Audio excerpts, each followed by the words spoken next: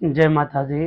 इस वर्ष होलिका दहन 13 मार्च 2025 को मनाई जाएगी और इस साल होलिका दहन के समय चूंकि भद्रा है, जो भी भक्त होलिका दहन करेंगे वो रात को 10:37 के बाद होलिका दहन करें और होलिका दहन के पूर्व होलिका की पूजा करें।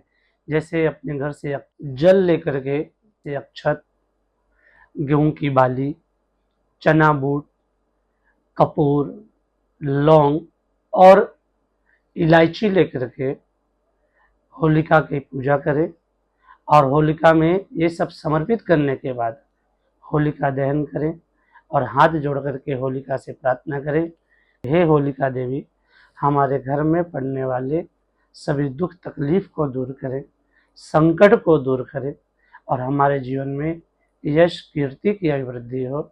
जय माता दी।